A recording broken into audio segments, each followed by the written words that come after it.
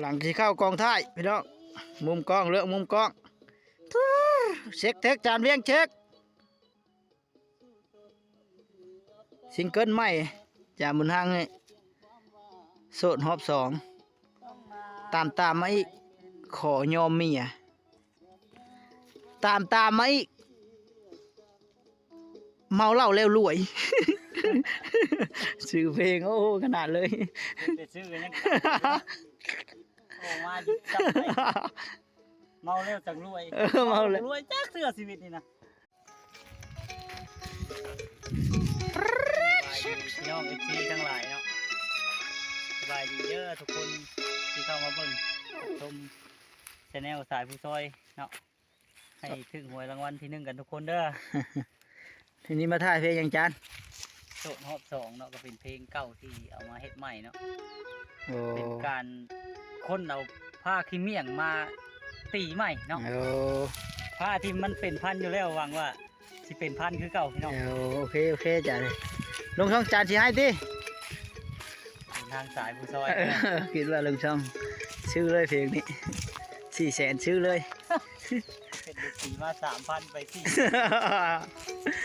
เอาแว่นมากเท่าจานบุญฮังกับจานสีไฮเด้อมีเด้อและยังมีอีกลูกมากปิดมากปลายมันยังมีพี่น้องเลยก็คือฮู้เนาะพี่น้องเนาะมากไม่ปลายมันก็ซ้ำใด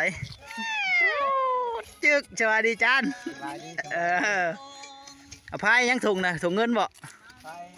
ส่งเครื่องอาจารย์ห้างเพื่อนเนาะเป็นมือขวาจานบุญฮังเนาะบ่แม่นบ่ แม่นบ่ตอบเป็นคนเท่าๆแล้วเป็นคนเท่าทีมน้องๆผู้เครื่องอาจารย์ แกงเลย50,000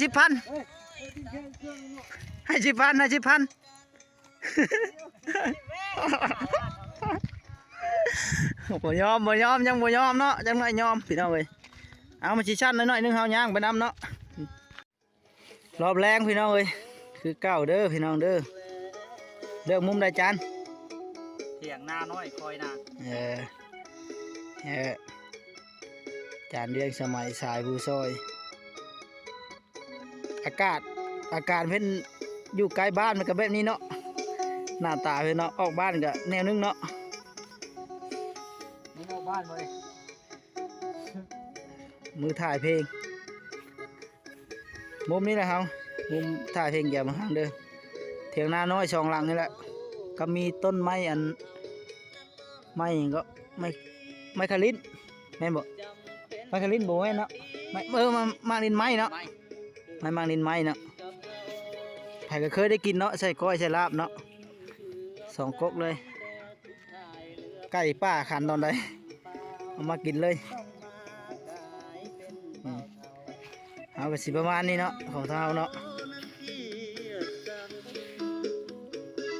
เดี๋ยวมุมกล้องแล้ว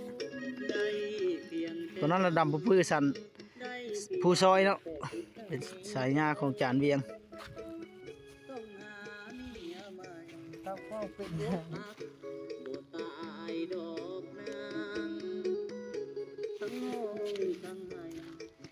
เกิบจานบนทางเต็มที่เลยจานในวันนี้เกือบมูผู้สาวซื้อให้พอดเบิ่งจากเทคจานก่อนเข้าฉากเปลี่ยนเสื้อก่อนเข้าฉากเฮ็ดเพลงไปเฮ็ดเพลงมาจนผมมีเงินซื้อเสื้อพี่น้องเอ้ยจบเลยคราวนี้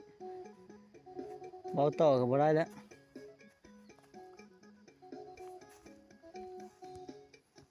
เดี๋ยวหลังจากนี้เฮาสิให้เจ้าน้อยเฮาสิ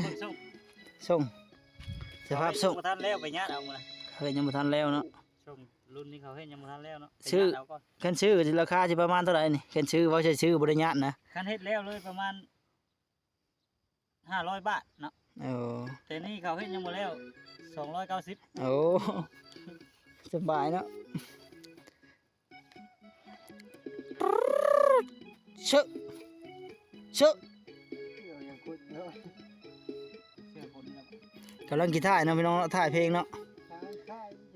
เฮาสิบ่ให้เบิ่งเนาะพี่น้องตอนจากบุญทางเดินเสือมาเนาะ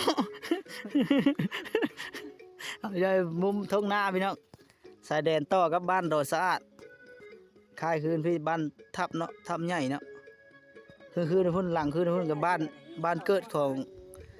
ข้าพเจ้าเลยนะเนาะ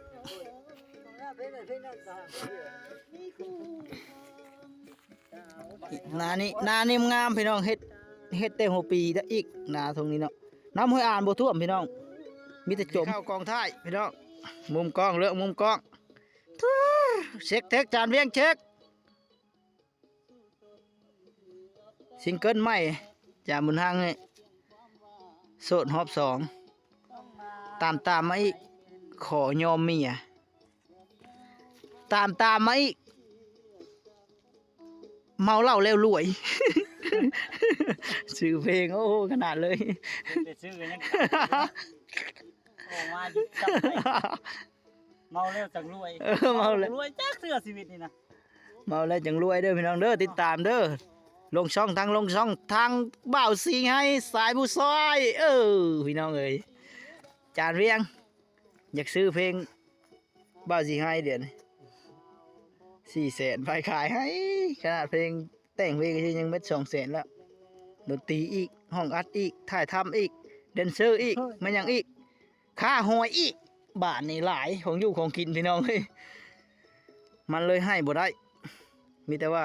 แค่อยากได้แหละเพลงหน้าสิแต่งให้จันเวียงเตือนสาวรุ่นน้องจัดไปพี่น้องเอ้ย